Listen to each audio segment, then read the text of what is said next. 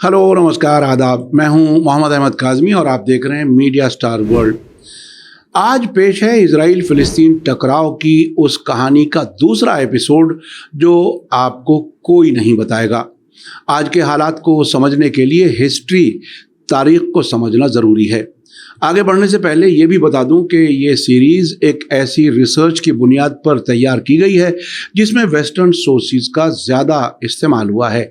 हो सकता है आप कुछ फैक्ट्स में कोई कमी महसूस करें, लेकिन जितनी इन्फॉर्मेशन मैं दे रहा हूँ वो बहुत लोगों को नहीं मालूम।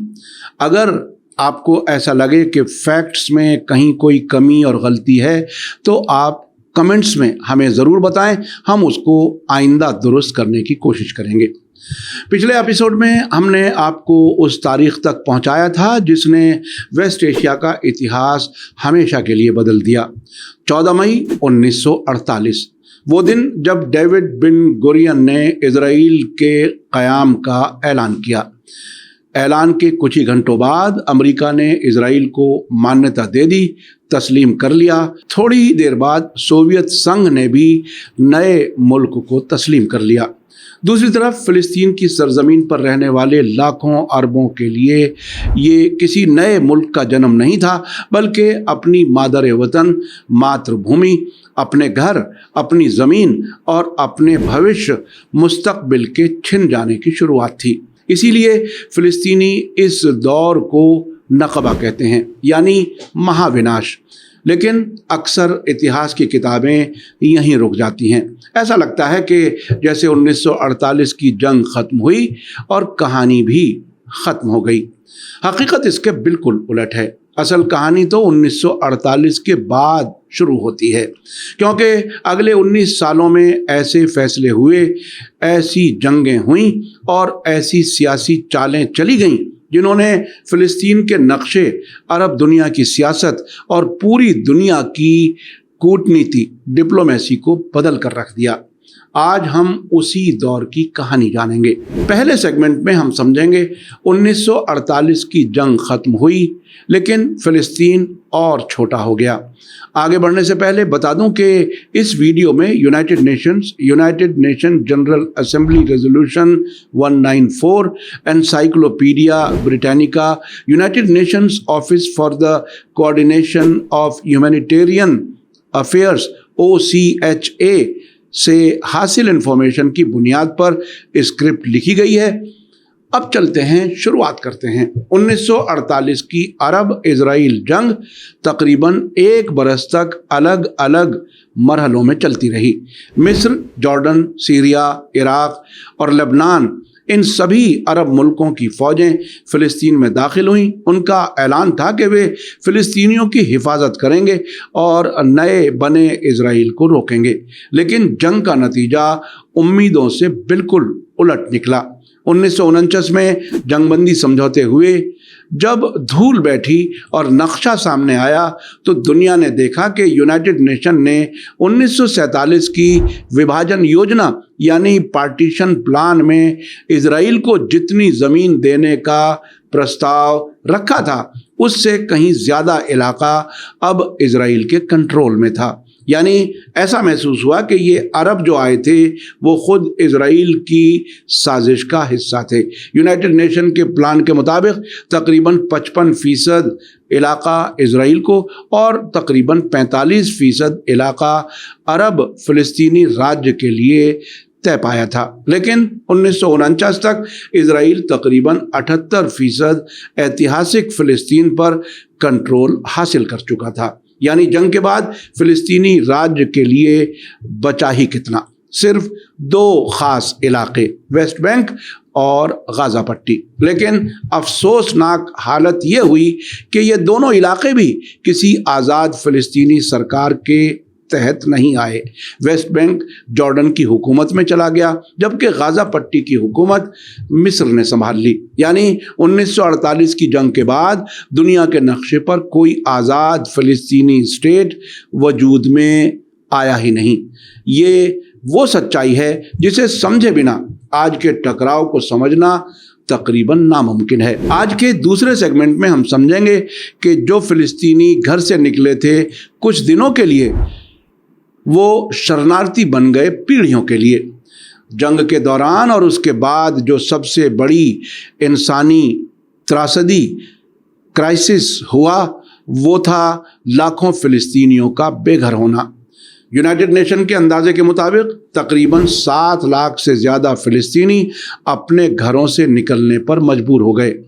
कई इतिहासकार, तारीखदां ये तादाद इससे भी ज़्यादा बताते हैं, लेकिन तादाद चाहे जो भी मानी जाए, इतना तय है कि ये 20वीं सदी के सबसे बड़ी तादाद में बेघर होने वालों का मामला था। हैफा, याफा, लिद, रमला, सफद, तिबेरियास और सैकड़ों छोटे बड़े गांव, ऐसे बहुत से इलाके थे जहां से फ़िलिस्तीनी परिवारों को घर छोड़ना पड़ा। कई लोग गोलियों और बमबारी से बचने के लिए निकले, कुछ लोग जंग ख़त्म होने तक टेम्परेरी तौर पर चले गए। कई जगहों पर लोकल लोगों को ये उम्मीद दिलाई गई कि लड़ाई ख़त्म होते ही वे वापस लौट आएंगे। इसी उम्मीद में लोग अपने घरों के दरवाज़ों पर ताले लगा कर निकले, घर की चाबियां अपनी जेब में रख लीं, ज़मीन के कागज़ अपने साथ ले लिए। उन्हें लगा कि कुछ हफ्तों बाद वापस लौट आएंगे, लेकिन वे हफ्ते महीनों में बदले, महीने सालों में, और आज तकरीबन 80 साल बीत चुके हैं। उनमें से ज़्यादातर लोग कभी अपने घर वापस नहीं जा सके। आज भी फ़िलिस्तीनी शरणार्थी परिवारों में ऐसी लाखों पुरानी चाबियां मौजूद हैं जिन्हें सिर्फ लोहे का टुकड़ा नहीं बल्कि अपनी खोई हुई मातृभूमि, मादर वतन की निशानी माना जाता है। कई शरणार्थी शिविरों में बच्चों को बचपन से ही उनके मूल गांवों, असली गांवों के नाम याद कराए जाते हैं। उन्हें बताया जाता है, हमारा असली घर गाज़ा का ये कैंप नहीं बल्कि फला गांव था जहां तुम्हारे दादा दादी रहते थे। यानी 1948 सिर्फ ज़मीन खोने की कहानी नहीं थी, ये पहचान, यादों और पीढ़ियों तक चलने वाले दर्द की कहानी भी थी। आज के तीसरे सेगमेंट में हम समझेंगे कि यूनाइटेड नेशन ने क्या कहा और विवाद कहां से शुरू हुआ। जंग ख़त्म होने के बाद यूनाइटेड नेशन जनरल असेंबली ने प्रस्ताव 194 पास किया। इसमें कहा गया कि जो शरणार्थी अपने घर लौटना चाहते हैं और अमन से रहना चाहते हैं, उन्हें लौटने की इजाज़त दी जानी चाहिए, और जो वापस नहीं लौटना चाहते उन्हें मुआवजा दिया जाना चाहिए। फ़िलिस्तीनी लीडरशिप और बहुत से अंतर्राष्ट्रीय एक्सपर्ट इस प्रस्ताव को वापसी के हक़ की बुनियाद मानते हैं। दूसरी तरफ इजराइल का तर्क रहा कि जनरल असेंबली महासभा के प्रस्ताव कानूनी तौर से सिक्योरिटी काउंसिल के प्रस्तावों जैसे पाबंद नहीं होते, और इतनी बड़ी तादाद में शरणार्थियों की वापसी उसके वजूद और पॉपुलेशन रेशो को मुतासिर करेगी, यानी जनसांख्यिकी संतुलन मुतासिर होगा। यही वजह है कि राइट ऑफ रिटर्न यानी वापसी का हक आज भी अमन बातचीत के सबसे सख्त और विवादास्पद मामलों में से एक बना हुआ है। अब चौथे सेगमेंट में बात करेंगे वेस्ट बैंक जॉर्डन के पास, गाज़ा मिस्र के पास, लेकिन फ़िलिस्तीनियों का अपना मुल्क क्यों नहीं बना। नाजरीन, 1949 में जंगबंदी समझौतों के बाद सबसे बड़ा सवाल यही था कि अब आगे क्या होगा। क्या वेस्ट बैंक और गाज़ा को मिलाकर फ़िलिस्तीनी राज्य बनाया जाएगा या अरब मुल्क फ़िलिस्तीनियों के लिए अलग सरकार कायम करेंगे। लेकिन ऐसा नहीं हुआ। वेस्ट बैंक, जिसमें पूर्वी यरूशलेम भी शामिल था, जॉर्डन की हुकूमत के तहत चला गया। यहीं पर मस्जिद अल अक्सा, जो मुसलमानों का तीसरा सबसे मुक़द्दस मकाम है, वो भी ईस्ट यरूशलेम में ही मौजूद है। 1950 में जॉर्डन ने वेस्ट बैंक को बाकायदा तरीके से अपने साथ शामिल करने का ऐलान कर दिया। हालांकि जॉर्डन के जरिए इस विलय को बहुत कम मुल्कों ने मान्यता दी। दूसरी तरफ गाज़ा पट्टी मिस्र की हुकूमत में रही, लेकिन मिस्र ने गाज़ा को कभी अपने मुल्क का हिस्सा ऐलान नहीं किया। यहाँ एक सवाल उठता है, अगर अरब देश फ़िलिस्तीन की आज़ादी के हक़ में थे तो उन्होंने उसी वक्त आज़ाद फ़िलिस्तीनी राज्य क्यों नहीं बनाया? इसका जवाब आसान नहीं है। इतिहास लिखने वाले कई वजह बताते हैं। एक नज़रिया यह है कि अरब मुल्कों की तरजीह प्राथमिकता उस वक्त अपनी सिक्योरिटी और अंदरूनी सियासत थी। दूसरा नज़रिया ये है कि जॉर्डन के शाह अब्दुल्ला वेस्ट बैंक को अपने मुल्क का हिस्सा बनाना चाहते थे, जबकि मिस्र गाज़ा को एक स्ट्रेटेजिक इलाका मानता था। कई फ़िलिस्तीनी तारीख़ लिखने वाले इस दौर की आलोचना करते हुए कहते हैं कि अरब सरकारों ने फ़िलिस्तीनी मामले का सपोर्ट तो किया, लेकिन फ़िलिस्तीनियों को मुकम्मल सियासी लीडरशिप बनाने का मौका नहीं दिया। दूसरी तरफ कुछ इतिहास लिखने वाले ये भी कहते हैं कि 1948 की हार, लाखों लोगों का बेघर किया जाना और इलाके में गड़बड़ी के दरमियान फ़ौरन आज़ाद मुल्क बनाना प्रैक्टिकल तौर से बेहद मुश्किल था। यानी फ़िलिस्तीन क्राइसिस सिर्फ जंग तक महदूद नहीं रहा। अब फ़िलिस्तीनी अवाम 3 हिस्सों में बंट चुकी थी। एक हिस्सा इजराइल के अंदर रह गया, दूसरा वेस्ट बैंक में और तीसरा गाज़ा में, और लाखों लोग पड़ोसी मुल्कों के शरणार्थी शिविरों में रहने पर मजबूर हो गए। आइए अब 5वें सेगमेंट में बात करेंगे शरणार्थी शिविर, रिफ्यूजी कैंपों के बारे में, जहां एक पूरी नस्ल बड़ी हो गई।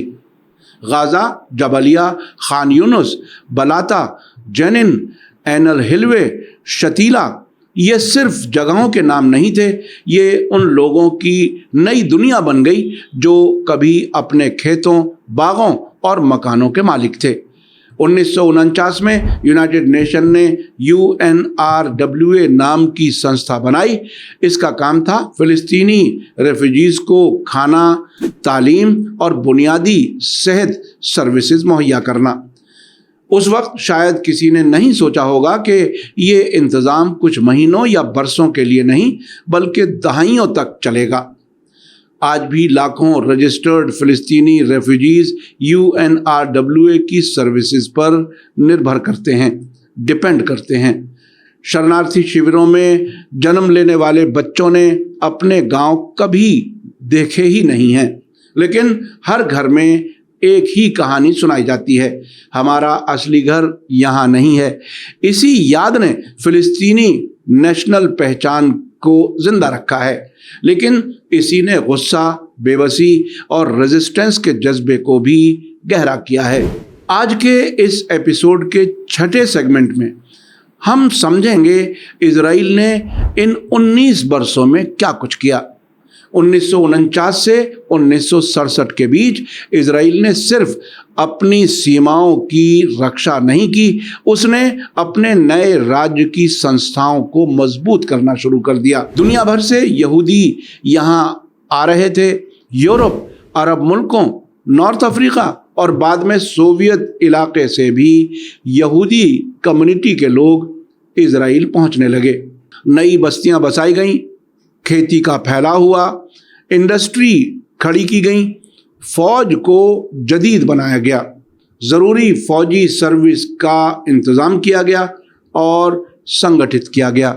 यानी जहां एक तरफ लाखों फ़िलिस्तीनी शरणार्थी शिविरों में ज़िंदगी गुजार रहे थे, वहीं दूसरी तरफ इजराइल अपने मुल्क को माली, फौजी और एडमिनिस्ट्रेटिव तौर से लगातार मजबूत कर रहा था।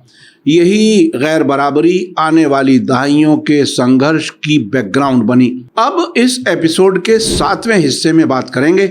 मिस्र में एक नया लीडर उभर रहा था, जमाल अब्दुल नासिर। 1948 की हार ने सिर्फ फिलिस्तीनियों को ही नहीं झकझोरा, इस हार ने अरब दुनिया की सियासत भी बदल दी। मिस्र में लोगों का गुस्सा बढ़ रहा था, इल्ज़ाम लग रहे थे कि राजा फारूक की हुकूमत करप्ट है, भ्रष्ट है। ब्रिटेन का असर अब भी बना हुआ है और फौज को जदीद बनाने में लापरवाही बरती गई है। 23 जुलाई 1952 मिस्र में फ्री ऑफिसर्स मूवमेंट ने हुकूमत पर कब्जा कर लिया। राजा फारूक को मुल्क छोड़ना पड़ा। इसी मूवमेंट आंदोलन से एक नया चेहरा सामने आया, जमाल अब्दुल नासिर। नासिर ने सिर्फ मिस्र की हुकूमत नहीं संभाली, उन्होंने पूरे अरब जगत को एक नया नारा दिया, अरब एकता, अरब इत्तेहाद का। उनका कहना था जब तक अरब मुल्क अलग अलग रहेंगे, बाहरी ताकतें और इजराइल उन पर हावी रहेंगे। नासिर की पॉपुलैरिटी, लोकप्रियता इतनी तेजी से बढ़ी कि वे कुछ ही बरसों में अरब दुनिया के सबसे असरदार और पसंदीदा लीडर बन गए। फिलिस्तीन अब सिर्फ फिलिस्तीनियों का मामला नहीं रहा, वो पूरे अरब राष्ट्रवाद, नेशनलिज्म का सिंबल बनने लगा। आइए अब 8वें सेगमेंट में समझते हैं जमाल अब्दुल नासिर ने एक ऐसा फैसला लिया जिसने लंदन, पेरिस और तेल अवीव तीनों को हिलाकर रख दिया। 26 जुलाई 1956 अलेक्जेंड्रिया में एक बड़ी जनसभा, पब्लिक मीटिंग हो रही थी। दुनिया भर की निगाहें मिस्र पर थीं। जमाल अब्दुल नासिर मंच पर आए और उन्होंने ऐलान किया, स्वेज नहर अब मिस्र की है। बस यहीं से इतिहास ने फिर करवट ली। ब्रिटेन और फ्रांस ने इसे अपनी आर्थिक और सामरिक ताकत यानी फाइनेंशियल और स्ट्रेटेजिक ताकत पर सीधा हमला माना। इजराइल ने भी इस क्राइसिस को एक मौके के तौर पर देखा। कुछ ही हफ्तों बाद यूरोप के एक खुफिया शहर में ऐसी मीटिंग हुई जिसकी जानकारी दुनिया को बहुत बाद में मिली। उस मीटिंग में एक ऐसा प्लान बना जिसने वेस्ट एशिया को फिर जंग की आग में झोंक दिया। नाजरीन, मीडिया स्टार वर्ल्ड के देखने वालों, आज के इस एपिसोड में जो मालूमात आपको मिली है वो आपको कहीं नहीं मिलेगी, मेरा ऐसा समझना है। लेकिन इसके बावजूद अगर कुछ कमियां रही हों तो कमेंट्स में आप लोग ज़रूर लिखिएगा। इस खास सीरीज के तीसरे एपिसोड में हम तफसील से बताएंगे Suez crisis, Britain, France, Israel की खुफिया साजिश और कैसे इस जंग ने 1967 की जंग की बुनियाद रखी। आज की ये खास पेशकश आपको कैसे लगी कमेंट्स में ज़रूर लिखें और हमारी हर वीडियो को ज़्यादा से ज़्यादा शेयर करें। इसी के साथ मुझे मोहम्मद अहमद काज़मी को दीजिए इजाज़त। थैंक यू, धन्यवाद, शुक्रिया। हमारे चैनल मीडिया स्टार वर्ल्ड को सब्सक्राइब कीजिए और बेल आइकॉन दबाइए ताकि हमारी हर नई वीडियो का नोटिफिकेशन आपको सीधे मिलता रहे। अगर आपको हमारी खबरें पसंद आती हैं तो उन्हें अपने व्हाट्सएप, इंस्टाग्राम, फेसबुक और ट्विटर अकाउंट्स पर शेयर करना ना भूलिए ताकि और लोग भी हकीकत से वाकिफ हो सकें।